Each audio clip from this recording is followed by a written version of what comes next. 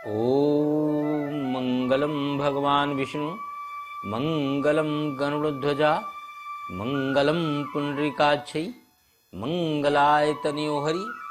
अत्सरी नदी कथा में आज प्रस्तुत है पूज्य लूड़ी नदी, लवणमती, सागरमती की कथा, उनकी अर्चना, उनकी वंदना। कथा नदियों की सुनाता, व्यथा नदियों की बताता, पूज्य जीवन दायनी, नीर महिमा गुनगुनाता, नीर महिमा गुनगुनाता, नीर महिमा गुनगुनाता। जल जमीन जंगल की सुरक्षा, बच्चों का हो सुंदर कल, धरती पर प्यासा रहे न कोई, सबको मिले सुरक्षित जल। आज की कथा प्रारंभ करते हैं अपने इस मूल मंत्र के साथ। विश्वविख्यात है कि आदिकाल से मानव सभ्यताओं का जन्म, उनका विकास जल के प्रमुख स्रोत नदियों से हुआ। इनके पावन तटों पर ही नगर महानगर बसे और आधुनिक काल में भी मानवता के विकास में यह पूज्य नदियां महत्वपूर्ण योगदान करती आ रही हैं। राष्ट्र के समुचित समृद्धि के लिए इनके अतिरिक्त अन्य कोई रास्ता नहीं, अन्य कोई वस्तु नहीं। पूज्य नदी लूड़ी की कथा पौराणिक ग्रंथों में इनका वर्णन किया गया। इसे लवणमती, सागरमती के नाम से जाना गया। इस पवित्र नदी के जन्म के बारे में पद्म पुराण, ब्रह्म वैवर्त पुराण में वर्णन मिलता है। जो धरती के रचयिता परम शक्तिमान भगवान ब्रह्मा जी से जुड़ा हुआ है। एक बार की बात है कि ब्रह्मा जी मृत्युलोक में, इस धरती लोक में किसी पवित्र स्थान की खोज कर रहे थे, जहां पर वो यज्ञ अनुष्ठान कर सकें, जिससे जग का कल्याण हो, लोगों का कल्याण हो। और उन्हें युक्ति सूझी। उन्होंने ब्रह्म कमल को धरती पर गिरा दिया और वह ब्रह्म कमल आरावली पर्वत श्रृंखलाओं में आकर के गिरा और उसकी पंखुड़ी लुढ़कते हुए प्रमुख दो स्थानों से होते हुए एक स्थान पर जम गई। और जिन 3 स्थानों को पुष्प ने धरा को स्पर्श किया था, वहां पवित्र जलधारा फूट निकली और पवित्र सरोवर बन गए। इन सरोवर की रचना ब्रह्म कमल के पुष्प से हुई थी, इसलिए उस पवित्र स्थान का नाम पुष्कर पड़ा। जहां पर राजस्थान का यह पुष्कर 5वां धाम के नाम से जाना जाता है, जहां अनेकानेक देव देवी आदि आकर बसते थे। वहां आना परम सौभाग्य मानते थे और यह पृथ्वी लोक देवों के लिए बहुत अच्छा स्थान माना जाता था। हर एक देवी देवता यहाँ पर आकर बसना चाहते थे, यहाँ कर दर्शन करना चाहते थे। इस पवित्र स्थान पर ब्रह्मा जी ने यज्ञ का अनुष्ठान किया, जिसमें तमाम देवी देवता आकर उस अनुष्ठान में हिस्सा लिया था।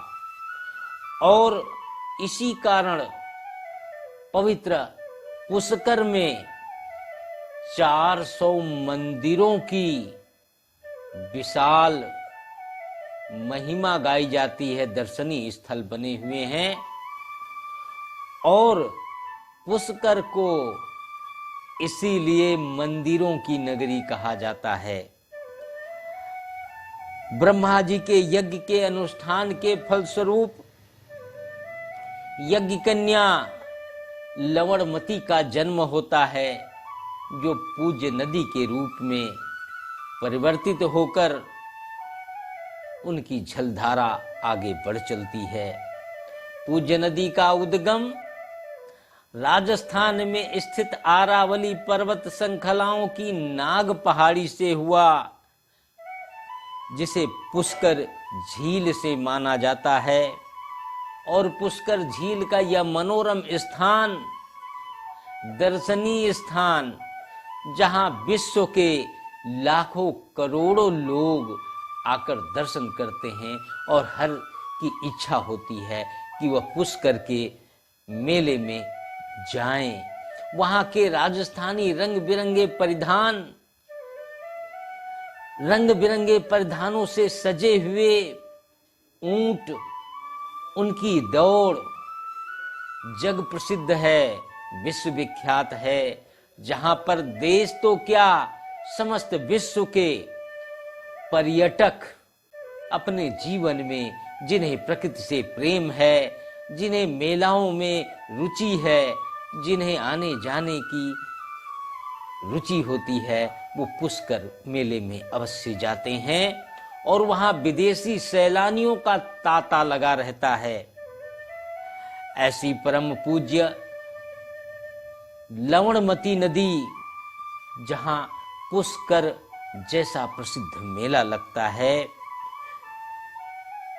राजस्थान के नगर नागौर, पाली, जोधपुर, बाड़मेर, जालौर के क्षेत्रों में बहती हुई अमृत रूपी जलधारा प्रदान करती हुई, उनकी खुशियों को परवान चढ़ाती हुई, इसकी सबसे बड़ी खास बात है, इसका पानी बलोतरा तक मीठा होता है और बलोतरा को जैसे पार करती हैं, ये खारी नदी में परिवर्तित हो जाती हैं और ये अपने आप में विश्व की सबसे अनोखी और अनुपम नदी हैं, जो मीठी और खारी दोनों नाम से जानी जाती हैं। इसीलिए इन्हें मीठी खारी नदी भी कहा जाता है।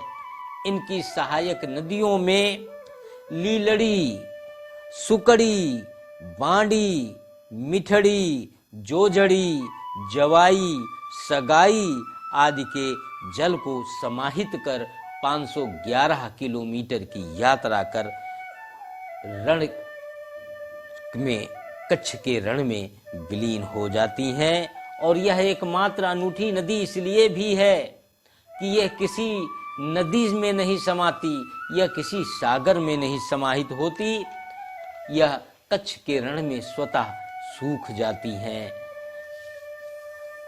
और जोधपुर के जसवंत सागर बांध, जिसे पिचियाक बांध भी कहा जाता है, में जल की आपूर्ति करती हैं। अनेक शहर में लोगों की प्यास बुझाती हैं। उद्गम से संगम तक समस्त क्षेत्रों को हरा भरा मनोरम बनाती हुई, लाखों करोड़ों जीव जंतुओं को प्यास से तृप्त करती हुई, नागौर, बलोतरा, जोधपुर, बाड़मेर आदि ऐतिहासिक नगरों के बसने और उनके इतिहास की साक्षी बनती हैं, जहां भव्य इमारतें, दर्शनीय किले उस समय के स्वर्णिम इतिहास की गाथा बताते हैं, अपनी भव्यता का बोध कराते हैं। बढ़ते शहरीकरण, पेयजल जरूरतों, उद्योगों, व्यवसायों को पानी उपलब्ध कराने के लिए पवित्र लूनी नदी पर बांधों को बनाकर पानी तो रोक दिया गया, परंतु बदले में पाली, जोधपुर, बलोतरा में 700 से ज्यादा वस्त्रों के रंग रोगन के कारखाने हैं और रंगने के उपरांत उनका रसायन युक्त जहरीला पानी इस पवित्र नदी में छोड़ दिया जाता है, बहा दिया जाता है, जिसके कारण इस पूज्य नदी का अमृत रूपी जल विषाक्त हो गया, जो लोगों के पीने और जीवों के बीमारी का कारण बनता है। अनेकानेक अबोध जीव जंतु पीकर काल के गाल में समा रहे हैं। यह पूज्य जीवनदायी नदियों के प्रदूषण मुक्त रखने, उन करोड़ों जीव जंतुओं की हत्या से मुक्त होने और उन्हें अबोध जीवों को बचाने के लिए इस पवित्र नदी को प्रदूषण मुक्त रखने का समय आ गया है, जिससे यह चिरकाल तक अपना अमृत रूपी जल देकर भविष्य की पीढ़ियों को खुशहाल बनाती रहें, उन्हें आनंदमय जीवन प्रदान करती रहें। और अंत में एक निवेदन, एक प्रार्थना अपने समस्त भाई बहनों से, यह हम सब की ओर से अपने प्रिय नौनिहालों के लिए, अपने आने वाले बच्चों के लिए, भविष्य की पीढ़ियों के लिए सबसे बड़ा उपहार होगा। आइए अपनी पवित्र नदियों को पवित्रता की ओर ले चलें और उन्हें माँ के स्थान पर प्रतिष्ठित करें, जो आदिकाल से भारत की परंपरा रही है, भारत का गौरव रहा है। बहुत बहुत धन्यवाद। हर हर गंगे, हर हर महादेव।